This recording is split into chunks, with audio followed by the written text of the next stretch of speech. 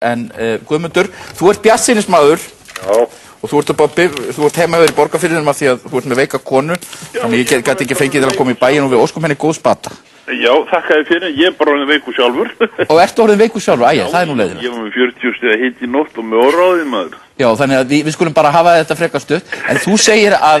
Þú heldur ég brugli bara? Nei, þú gerir það aldrei. En þú segir að ástandi hér á Íslandi sé ekki svo slæmt. Nei, það er bara... Það voru send boð til þingmanna frá ákveðnum mönnum sem að blésu það út að heildarskuldir þjóðarbúsins verið 310% og það er út af fyrir sig ekki rangt, en hins vegar er það rangt túlkað því að hér á Íslandi er allt öðruvísi aðstæður heldur en erlendis. Sko, erlendis skiptir þetta miklu máli að vera með brúttótölur. Já. Vegna þess að ef að erlenda skuldur fyrirtækis fara úr hói, sko, þá fyrir fyrirtækið á hausinn og það er kannski þúsundir eða ég vil milljónir manna sem myndir missa atvinnuna. Þetta er ekki svona hjá okkur. Það er til dæmis hluti af þessum skuldum fyrirtækja og einkaaðila, það er til dæmis 1000 milljarðar sem eru skuldabréf hjá Actavis sem er bara bókhaldstryggs. Og maður spyr bara, akkur voru þau ekki með 5.000 milljarðar? Hvað eru þeir að spara við sig? Já. Ég meina að þetta er bara bréf sem engum voru skiptir og þetta kemur ekki við sögu í íslensku atvinnulífi. Það bara nullast út.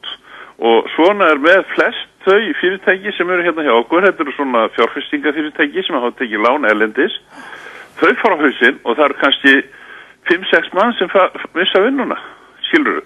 Já. Þannig að þetta er algjörlega, það skiptir engu máli hvað þessi fyrirtæki skulda. Þau kom ekki við okkur og skuldirna verða ekki heimferðar upp á þjóðfélagið. Þetta er bara skuldir sem að lánendurnir standa frammi fyrir. Þeir lánuðu eins og asnar og þeir verða bara sætta sig við það.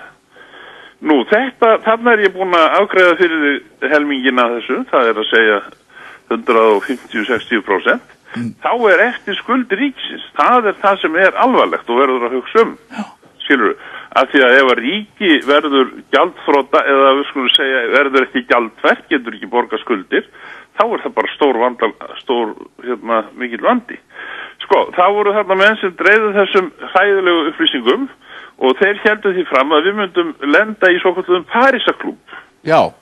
Og það þýðir bara að þá eru völdin tekin af Íslendingum og íslensku stjórnmálamönnum. Já. En nú, sko, þeir voru með tölur sem voru skuggalegar og túlkuðu þær svona. Nú gerist það þannig að Alþjóðagjaldeyrissjóðurinn tekur okkur bara fagnandi. Af hverju gera þið það þegar við erum með 310% í brúttóskuldir? Nú það er auðvitað vegna þessa tölur skipta engu máli. 150% dett út af því að það eru einkaaðilar og skipta ekki máli. Þá eru það ríkisskuldirnar. Og fara yfir þær. Það er til dæmis 500 milljónir sem að Landsvirkjun skuldar og það er bara samið, það fer bara beint, sko, tekjur af raforkusölu fara beint í það. Nú annað dæmi er Gjaldeyrissjóðurinn sem var tekinn á láni þegar þeir sett allt á hausið þannig í Seðlabankanum. Nú það er eitthvað 400 milljarðar, nú þá erum við ekki ætlaðir að láta okkur borga það tvisvar, er það? Nei, þannig að það er eign á móti, þannig að við erum búin að lækka þessar heildaskuldir ríkisins tæpan miljard og svo þegar farið er að tína til eignir á móti skuldum og reikna út nettó skuld, þá fær maður samkvæmt upplýsingum frá aðalhagfræðingi Seðlabankans, honum Þórarni Péturssyni sem er góður maður, gamall nemandi minn, að þetta sé ekki nema 25%.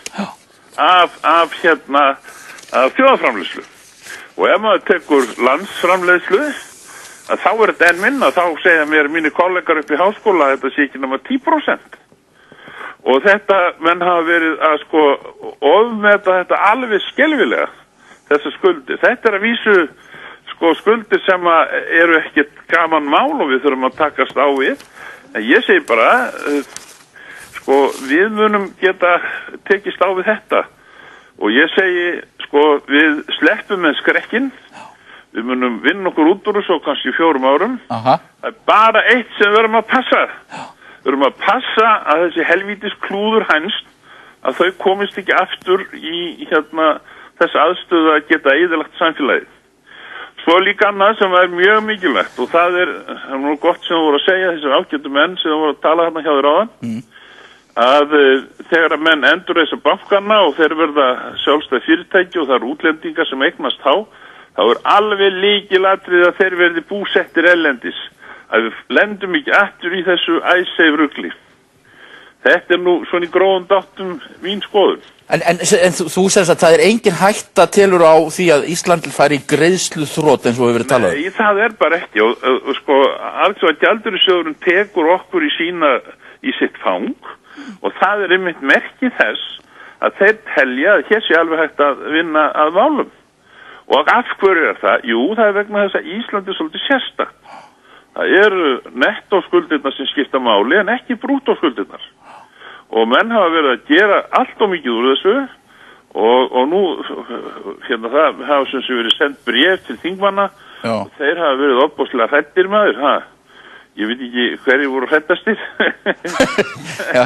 En svo bara kemur í ljós, það er yfir þetta, að þetta er algjör oft-túlkun á þessum tölum. Þannig að þú telur að til dæmis Gunnar Tómasson og Lilja Mósesdóttir að þau hafi gengið of... Ég ætla ekki að nefna henni nöfn. Ég bara segi að fólk sem taldi að við varum að fara á hausinn og myndum lenda í Parísarklúbbnum, við myndum lenda niður hið versta klósett og sturta niður í hið efnahagslega klósett, að þetta reyndist bara ekki rétt. Nei. Þakka þér kærlega fyrir Guðmundur og láttu þér endilega batna, við getum ekki verið án þín. Ég bara segi við Íslendinga, horfið bjarti fram á veginn, en passið upp á að klúðurhænsnin kom ekki aftur til valda.